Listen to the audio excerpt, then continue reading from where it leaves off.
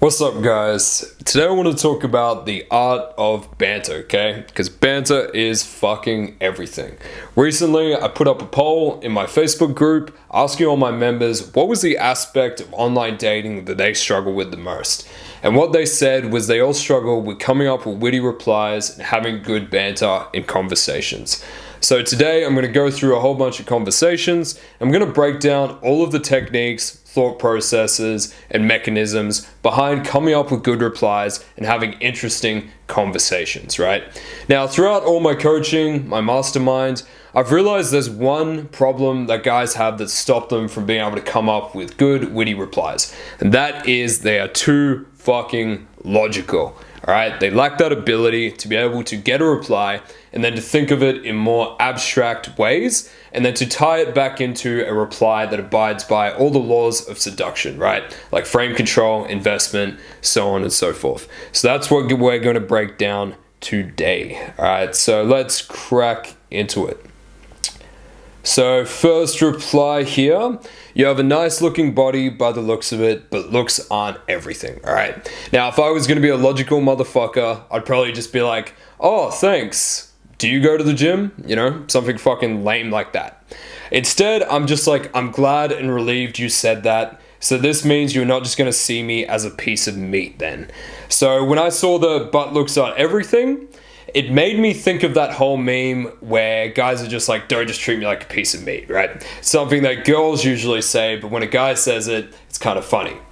It's also a good reply because it frames you as being the prize, right? Which is something you always want to do, something that girls do often, but it's good when you reverse those roles, right? So, haha, definitely not. I'm not that sort of human, mister.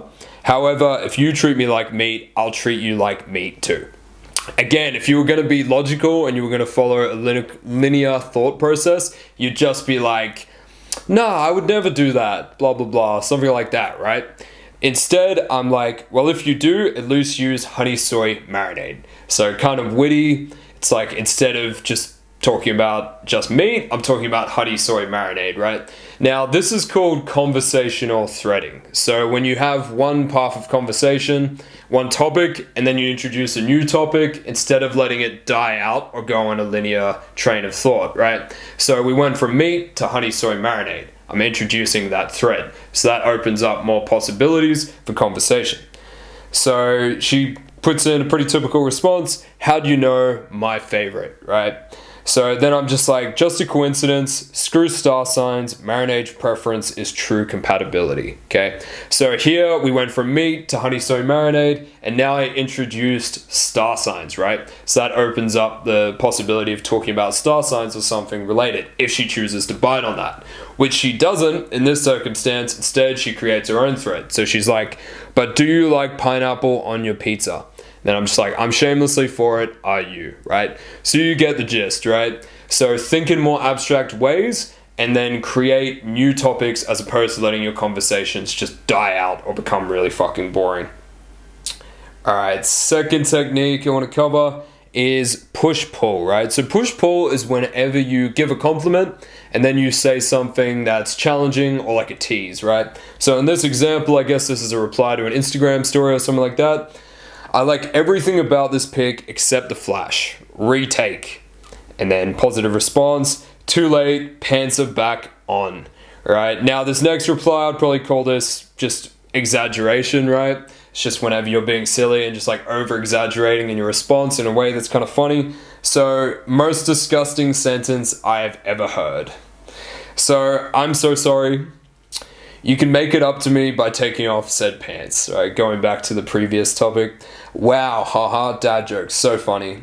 Now, this next one, I'll probably call this correction, right? So obviously it's like, you know she meant dad jokes, but you just put in that little hashtag and say daddy, right? Because it takes the conversation in a more sexual direction.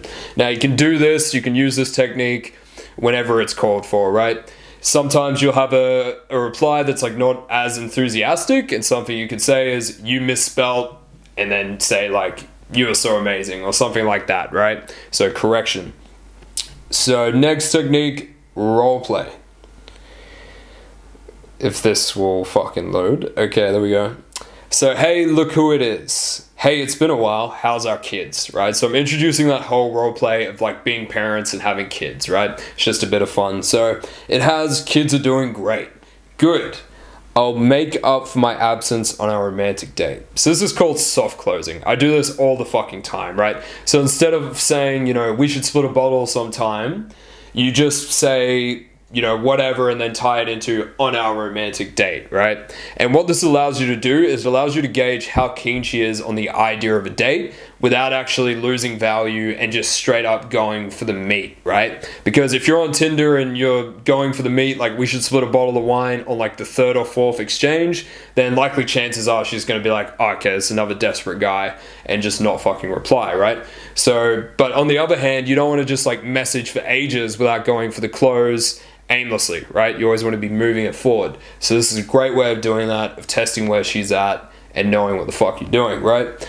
So it sounds lovely to me. I'll organize the babysitter. So she's playing along.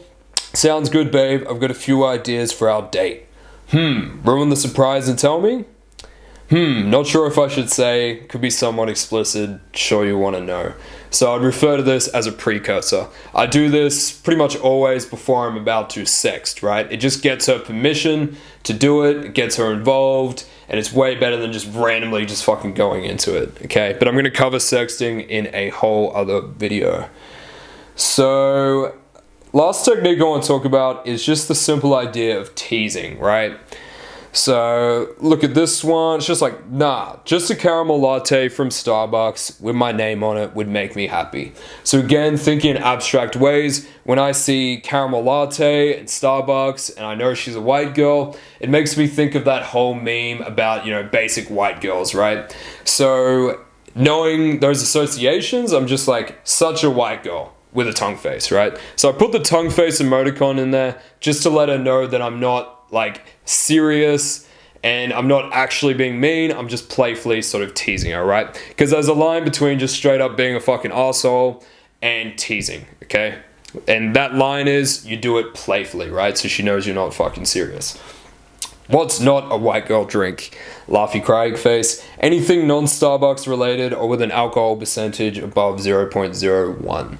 Okay, so again, I'm playing on the whole basic white girl stereotype. It's a whole stereotype that they just drink really low alcohol percentage drinks that have heaps of soft drink in them, right? So I'm playing off that. You serious? Don't you dare be saying that. Really? What are you going to do about it?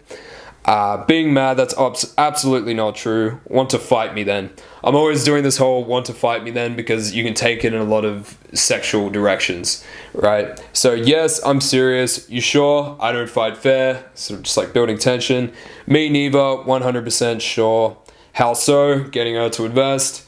If I tell you, it wouldn't be my secret anymore. I guess we'll just have to find out on our date then. Again, fucking soft close. I do it all the time. It works fucking amazingly. So those are some techniques that you can implement right away to build better banter in your conversations and not just have boring fucking conversations that are very predictable and just die off, right? So start implementing them. Your conversations will be a whole bunch better, right? So link in the description to follow my Facebook group. Join that shit, all right? I do breakdowns of Tinder profiles. I'm constantly putting up content, giving people feedback on their conversations. It's very fucking active, all right? Like and subscribe, and I'll see you in the next video.